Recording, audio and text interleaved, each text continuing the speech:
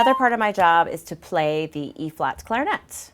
For those of you who don't know, it is what I like to call the Piccolo Clarinet. So it's the high voice of the clarinet. There's a lot of it in opera, especially in Strauss, some Wagner, and it is often play with the piccolo, with the flutes, not always with the clarinet. So the pitch has to be really good.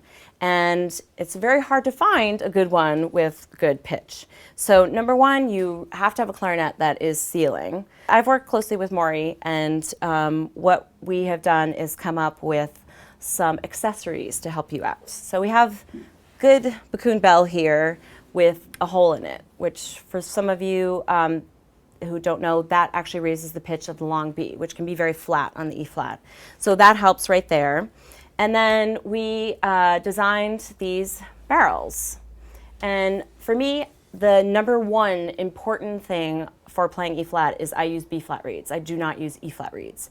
Why? Because the cane is so much better on B-flat. You have more of it.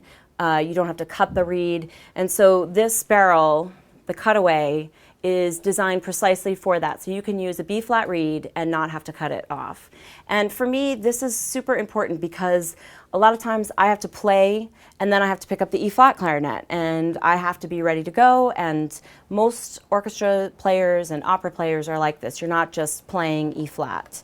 And so I like for my setup to be very similar to my setup on the B-flat clarinet. So using the B-flat reed helps. We've made some mouthpieces that are also very similar to, for me, in feel of how I play the B-flat clarinet. So I like these Tulipwood barrels. They project really well. I think they give it a much fuller, rounder sound. So all of these things are really important to me for how I try to get a sound that is going to equal the Met Orchestra sound.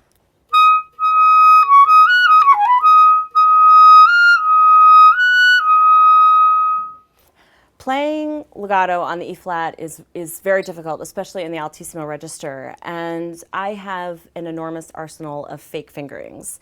So for those of you out there who think that you have to play regular B-flat fingerings in the altissimo register, I'm here to tell you, cheat. Don't play those. They're never in tune on the E-flat clarinet.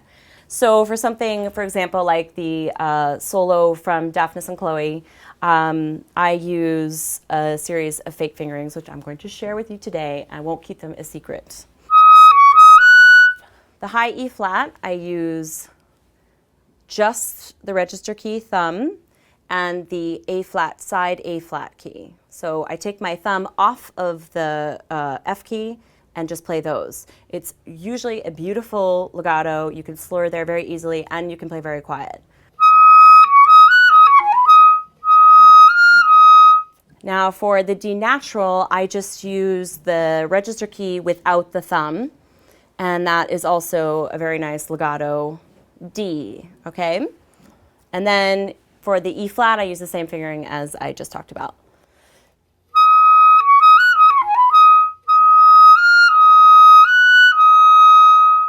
Now for the high E-flat, even though I told you the A-flat and the register key, you can also add the first side key, and that brings it up in pitch a little bit if it's flat on your instrument. We call the E-flat clarinet the weapon in the Met Orchestra. It can be really loud and really out of tune. I think that when the louder that you try to play, the more out of tune it is. So I really like this bell and barrel because it beefs up the sound without you having to sacrifice pitch or sound quality. And another trick that I also use is if you, when you get into the altissimo register, a lot of times those notes can be either sharp or flat. And I really like to find, for example, if I'm playing a high F sharp, you might try to find a flat G. Or think up a half step. I know that sounds really confusing, but sometimes those fingerings actually work better than the fingering that you would use on a B flat. So you really have to think outside the box and think about what, if you're really flat on those notes, use a sharp fingering from the half pitch down below, and sometimes those actually work better. Here's also a big famous excerpt for the E-flat clarinet, which is Bolero.